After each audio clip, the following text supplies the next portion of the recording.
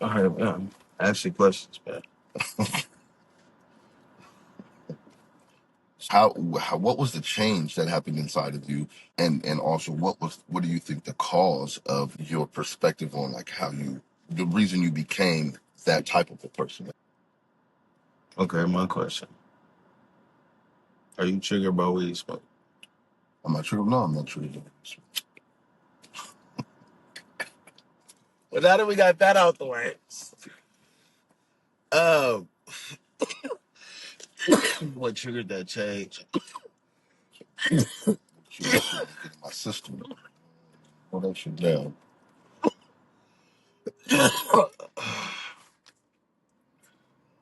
Man, what triggered my change, bro, was I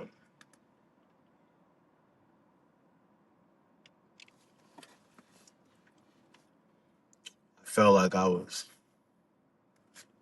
living a life with a low ceiling. Mm, Like,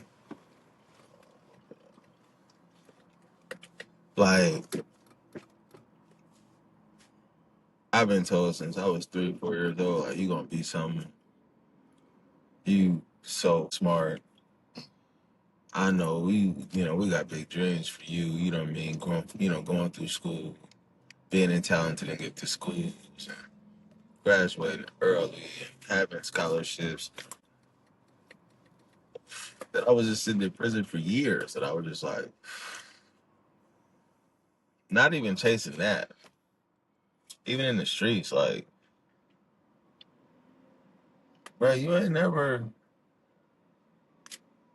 reached your full potential there. I did mm, a lot. I was successful selling dope. I was successful pimping to a certain degree. right. But I also went to jail, went to prison for shit. Shit, I ain't got no life sentence, so I guess I wasn't even a successful convict. Like, because I got out, you know? Like, so everything has come to an end, and it was just like, well, but I'm not trying to be a successful convict. Right. Like, I'm not trying to be a successful street cat. I'm just not. I don't want that. I feel like that's so low of a legacy. Mm. But how long we talking about like the Egyptians building pyramids, right? How long you think we're gonna be talking about Big Meats and BMF? Right. Mm. Not that much longer. I bet my grandkids don't know them. Yeah, I see what you're saying. Right. Right.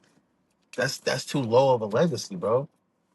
And I just know like my purpose is longer than that. I'm more useful than that. And I got to start thinking about what I did wrong, bro.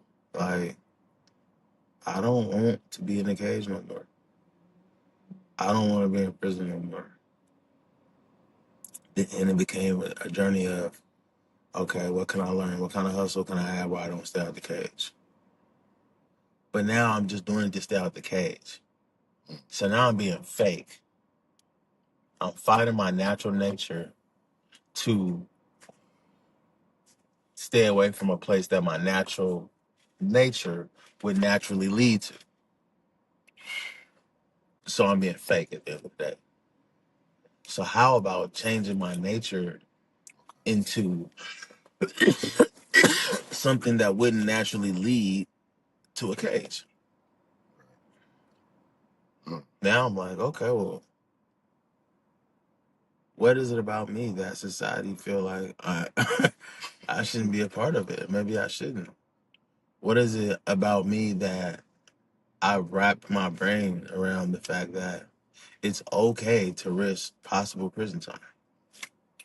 It's okay. At what point you think it's okay to go down to PetSmart or go down to the Humane Society and just like, man, I don't got nowhere to stay. I'm about to go stay in one of these kennels, dog. Get out of here. Come on, dog, and Right. get in there. Like, at what point in your life would you do that? None. None. Like, that's crazy. Right. and we voluntarily head back to that box. Voluntarily. And that was my thing, bro. Like, and I'm sitting there after I had been facing a life sentence. Got 10. After I finished doing 5, right after I finished doing 2. But I did a 16-year total, you know? But I'm sitting a year in on this 10, like, I could probably hustle. I'm sitting there like, what the hold on. Bro, you've been doing this in a cycle over and over, bro. I got a partner that's doing 28 years right now. Same shit with him, cycle. He went down when we was like 16, 17 for like 8 years. Came home, was out for a little bit, got 28 years. We was like 23 or 24 when he got that, bro. We ain't even been alive as long as you got. Yeah. And this ain't no hella time ago, bro. Yeah. Bro is at like 11 years in right now. You know, maybe 12. Like, what the fuck?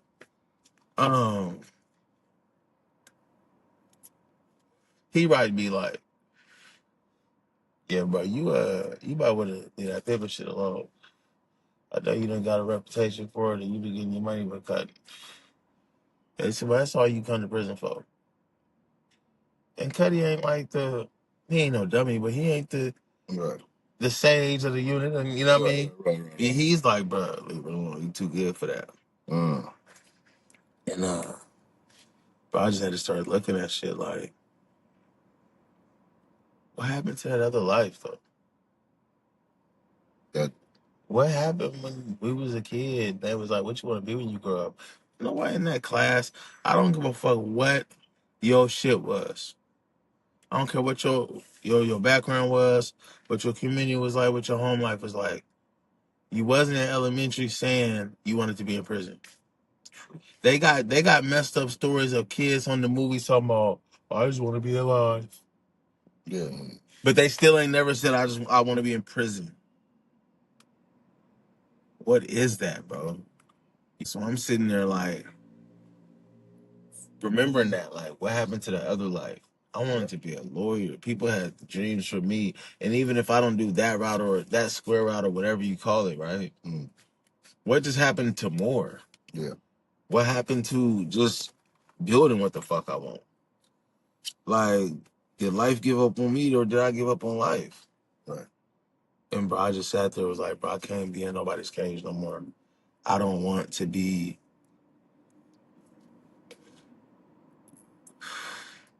a stain. You know, I want to be a blessing. I want to be a spot where things grow from and flourish. I want to make sure that if my son ever asks me, hey, Pops, what you been doing today? Yeah. I ain't got to lie about nothing. And it's honorable. Yeah. No, it is. You know, if he want to run a take back of my day, right.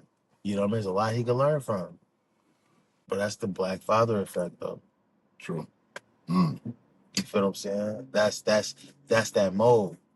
And when you flip it to that mode, then you break the knob. Right. It don't go back. That's just what I'm on, bro.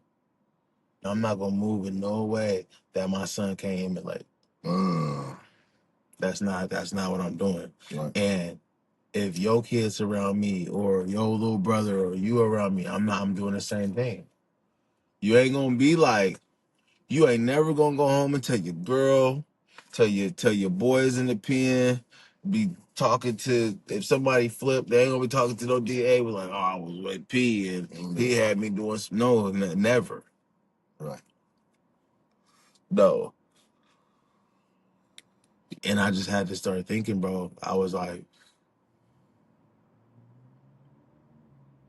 what are the qualities that run through and through? Right. You know, you come in the room, you've always been able to like draw a crowd or draw a listening ear. You know, you've always been able to speak well. You've always been able to, be comical and be funny. You've always been a lover of music. You always loved to travel. You've always loved to be okay with being afraid of something and still pushing through and doing it. How do I still find the thrills in the real thing? How do I still stand on my qualities? You know what I mean? Because at that point of the change, Yeah. I'm not even standing on standards and values. I don't have that shit. Right. My standards and values is whatever was made for me. Right. The Right. game say you move like this. So that's how. The game say when your bitch get out of pocket, you whoop her ass. The game say da, da, da, da, da. The game say a woman is to be played and her purse broken. You shit like that. The game say them niggas over there ain't cool. Yeah. But the same way we be like, oh mom, you trying to tell me what to do. Or the judge try to tell me I can't, or my PO be telling me I got, nigga, your homies be telling you you gotta. Right. The game be really telling you, your ego be telling you, and you ain't clapping back at that. Your ego is telling you that you gotta skip these 3 meals this next week so you can buy them J's because the party is coming up. Mm. The party that you're going to instead of working that overtime that they had offered you. Yeah, you gotta skip 3 meals. Why? Right? Why? Like, for what? So from what I'm hearing is like, so there was a point of acceptance, right? A point of acceptance, and then there's a point of like figuring out how to apply the application of your qualities, right? That's like, because for me, my I guess my story or my shit is just like different, right? I've had these blaring, blaring insecurities that I covered up with anger, that I covered up with ego, that I covered up with, you know, for so long. I damn near pretended to be someone that I just my inner self wasn't, bro. For so long. Like, yeah, Boo will walk in and be funny, Boo will walk in and draw the crowd and have people talking and all that shit. But when as it pertained to like just like the gangbanging shit, that was never me. Right? It was never me. I ain't never get jumped in no hood. Ain't nobody ever put me on. But nigga, because I was raised where I was raised, and my cousins and my relatives, who they was, I was able to integrate. That's what accepted me. So I went that way, right?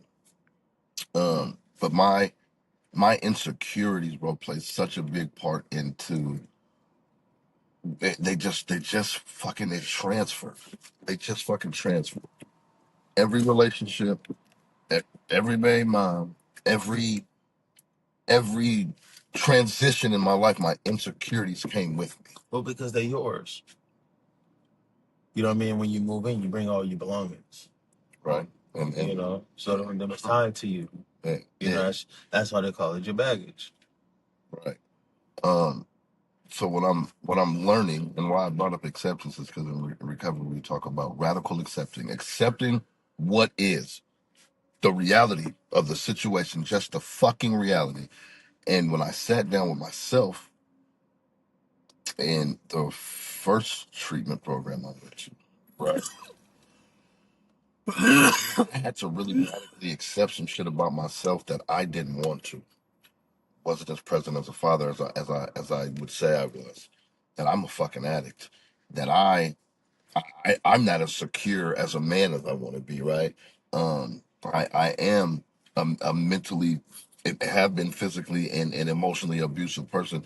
Like, all of these things that I had to accept about myself was the reality of the situation. And treatment. And you got a lost nigga. I ain't got no bottoms. Right. And and all of these Bottoms things. up. But listen, I'm getting my shit back though, huh? Hello, how's my shit coming back though? Wait till I That come nigga, back, huh? that Hello. nigga Melvin like is wearing a white thong. We're gonna call that shit bikini bottom. Sick. But sick stuff. So accepting those things, bro, was one thing, right?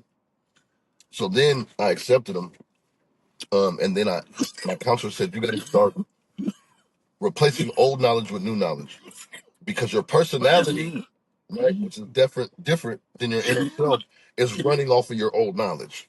She said some good shit right there. It's running off of your old knowledge. Right. All I knew was insecurities, what the gang told me, what the gangbang homies told me, what I saw at home, all the shit. So that's what I was running off of. So she said, you have to replace that old knowledge with new knowledge. I said, okay. Let me add something to that. Yeah. Sometimes people run off first knowledge too. Because they received new knowledge and didn't heed it because they heard something else first. And you think, because think about it, you might be like, I mean, I kind of, hold on, but how many things you be saying, that's how I always did it. My mama told me this. No, bro, you tripping, bro. My grandma told me about this one. Right. So how long ago did she tell you that? That's probably the first person that gave you a remedy for that. Gave you that type of recipe. Gave you that elixir. Right. Gave you that type of vibe. Gave you that example. And now you like, that's the way to do it. Because now every time you see some different about the way it's done, no, that's weird. That's sacrilegious. That's that weird shit. You ain't with that. That ain't the way Granny did it. And that's impedes, first knowledge. Right, and that impedes a lot of the progress of trying to replace knowledge, as you said. So what I did was, and what I love about my spirituality, where I'm at in spirituality, is when I started getting these books from the library, bro. I'm reading 3 books at a time because that's how my addict brain works. It's just like I got to get this right, and I don't necessarily read them all in one day, but I do read them like kind of in succession in the same time. Hey, Biff, black men read. Please, man. Black men read, man. Please, man. No, I wasn't telling them to read. I was telling them that black men do read. Because we do. Yeah.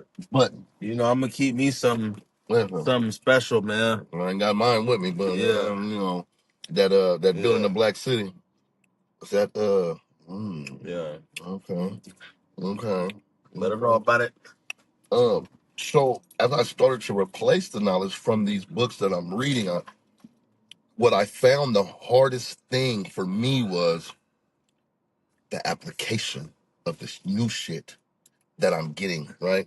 But because what my counselor was talking to me about, she was like, okay, I had a couple of incidents in treatment to where like I'm still spazzing out on niggas, right? Mentors, nigga, just different people, right? Like how my temperament and just how I just kind of shut down if I hear some shit I don't want to hear, if I think you're wrong, all that shit.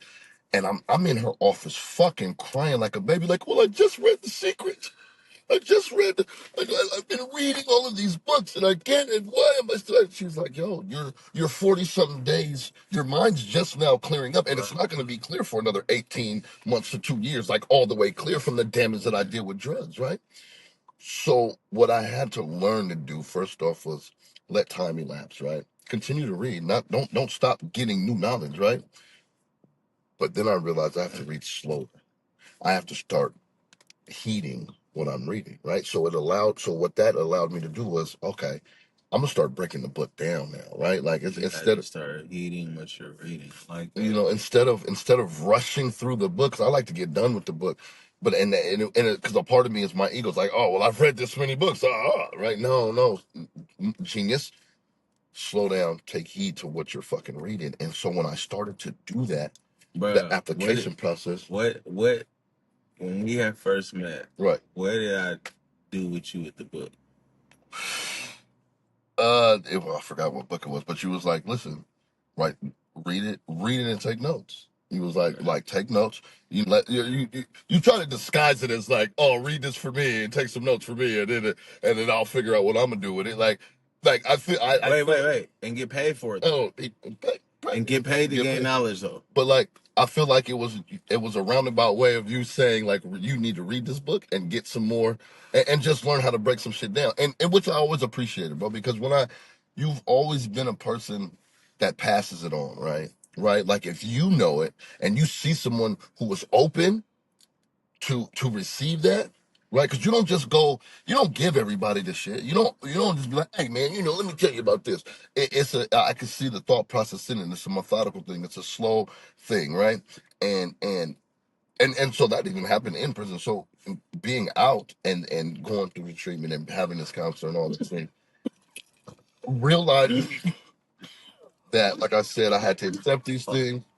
I had to go back and get replace old knowledge with new knowledge. And look, that's what the weed do to you. See, I'm black, motherfucker. I ain't got no teeth. This nigga lungs black or whatever.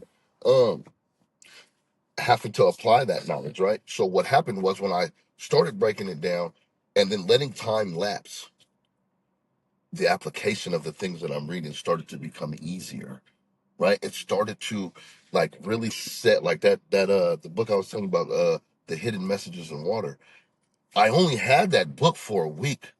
Probably could have read it in 2 days, but like it was so it was oh my god, it was just so fucking cold and uh I don't know the word for that I'm looking for. It has so much knowledge in it, but the basis of it was love and gratitude, right? Because that's what I took. But it took me to read it at the pace that I read it to break down the whole, like, what was the main message of this book. Yes, he's taking pictures of water when it's frozen and it's forming water, all the things, the visual and all that. But the basis was love and gratitude. And I took that 130-page book and realized that the message was love and gratitude. And I said, okay, God, how do I apply love and gratitude in my life? Where do I apply love and gratitude in my life consistently to make it a habit, a habitual thing? Right. Not just this, oh, I read a book, so I'm on this today. Read, recite, enjoy, analyze, decide.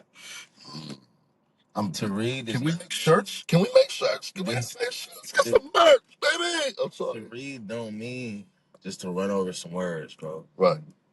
That part is the recite. Enjoy. Have fun with your reading. Yeah. Get into it. Right. Analyze. What are y'all talking about? What am I taking in? What is your stance on this thing? Right. Are you saying my neighborhood ain't worth much, so maybe we shouldn't be included in that tornado warning? Because it's whatever we reading. Right. It could be a news article. That's what I'm saying. Like, what are you telling me? Right. What are you telling me? And right? Then the decide. And then decide. Decide what's real, what's fake, what you believe, what you disbelieve, what you agree with, what you disagree with. Decide what you need to go deeper on. Hold on, I kind of like that. And now you do it all over again. When you decide, okay, I like that, I agree with that.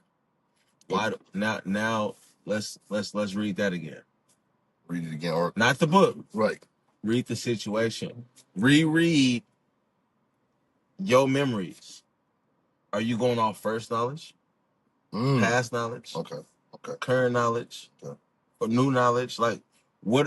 Read your the book of your life and the knowledge you have again. Like, hold on, because I said this. Granny has said this, but they saying right here. Let me see. Verified by. Let me check that. Yeah, they. Damn. Okay, Granny. And what the hell she was talking about? She was going off her knowledge. And that's not a knock on her. Yeah, that's not a knock on her. Yeah. Granny, you live your life how you want. I'm not finna be running off dead knowledge. I'm just not. I love you to death, Granny, and I'm not gonna look at you no type of weird. But I know that ain't it. Yeah, that ain't what it is. So for my life. Yeah, so and what that brings you to is like, so the book I'm reading right now, Building the Black City. Boom. Perfect example. Yeah. I'm reading this book, and this man got the dates, the names of all, just so much stuff from 1700 on, right? About how blacks built this country, and not just specifically the country, right? But certain areas of the country, and built it for us. Yeah. And how it was stolen, and how blacks owned blacks, and how some blacks with the white supremacy shit, and it wasn't all just to saying I'm with this white supremacy shit so I can bring my brothers along, right? It was like, I'm just with the white supremacy shit because I can get rich off this shit and step on these niggas back to get it. Because you know what white supremacy is, bro? It's welfare. It is. It is. And because white supremacy, Cass saying he cool white supremacy back then. Mm-hmm. He's saying, bro, they gonna give us a place to stay. They're gonna give us. They're gonna give us Bro, some. don't trip. They gonna feed us, bro. Yeah. They gonna give us some stamps. Don't trip. We good. They're gonna give us just. We gonna have a little job, bro. Yeah, we It ain't gonna good. be shit, but like we got the spot and the food. Why would you know what I mean? Spend our little money. We go One out. word. Yeah. And bro, bitches ain't gonna like that, bro. The little bitches, the one that ain't got no money either, they gonna be down with the white supremacy too. Yeah, man. Oh, and you know what I'm gonna do sometimes? I'm gonna sit her in the house to try to grab some more money or a little extra steak. I'm gonna pimp on her instead of trying to help her escape the plantation. I'm gonna pimp on her and send her in the house to that white man and try to get her some more chicken. Yeah. Cause I'm a chicken. Yeah. You know what I'm saying? Like it's the same thing, bro. Yeah. It's the same, bruh. yeah. It's the Trump give us checks. Trump, give me the check, man. Let me run this up real quick. Let me figure out. I'm okay. I'm okay with this dirty water. What they say in life. Remember that party they had? Well, y'all gonna have your girls out here. We're gonna bring out a little hooch. Yeah, have a little party. Mm-hmm. But tomorrow, Mr. Charlie wants you back on the yard. Yeah. Y'all can have fun for now. Do you think we'll give you some leeway? Hey, But then we're gonna bust you over the head later. motherfuckers is talking about, oh, Trump did this. Trump.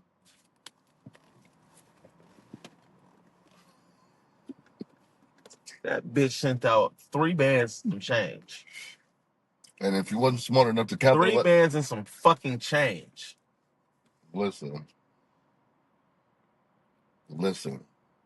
And the cold part is, man, 3 bands and some change, bro. the statute of limitation ain't up, so I ain't even gonna talk about it. But let me ask you something.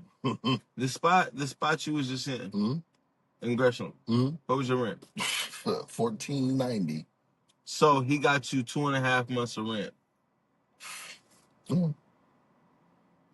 How long you think you can stay there without paying rent?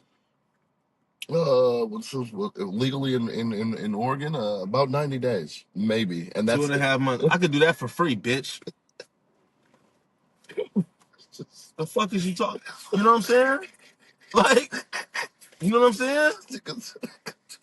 Bro, this motherfucker gave out $3,000 and people would really be like, bro, but look, that's the homie. What Project 2025? What my guy on the my son was working at Wendy's buying $350 Jordans. Right. I got a Wendy's check. Wendy's check. You talking about $3,400? So hold on. You don't never want to buy a house in your life. Never, though. You ain't never gonna own a house in your life. If you was excited about the stimulus, you would never own a home in your life. I know it. So this because you think that the white man then bless you with some manna from the U.S. Treasury because you stupid, right? And he just now you Kanye. But you know what's funny though, is that if we go back, so from the stimulus, that's how this nigga got in office this time. I'm a coon. Because that's how he got in office this time. Because everybody wanted and I was like, man, he gonna shoot us something. And niggas, he gonna shoot us something. Niggas came from under these bridges and voted for this nigga. But listen, he ain't even talking about shit. Because he ain't. And they wait on it. But like old boy said on that cast. But he knew what to do because he knew for sure Biden wasn't gonna do nothing. Yeah. So now that's what they're saying. Well, at least Trump gave us that. Biden ain't never gave us nothing. Look, dangle the carrot. Well, dangle the carrot. We put the money in front of them. They go. And so what that brings me to from the book, bro, is they go all kind of money in front of them. Come on, bro. Come on, bro. What? Is that niggas hanging? Huh? Man, I don't know what that was. I don't know, but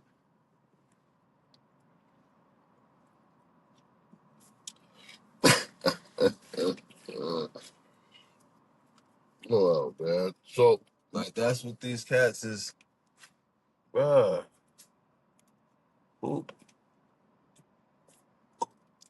Where is y'all getting that? Like, Trump money. Who the fuck is he? Bruh. No, bro. No. Where y'all think this money is coming from? Y'all think that, bro, this ain't the fucking NBA.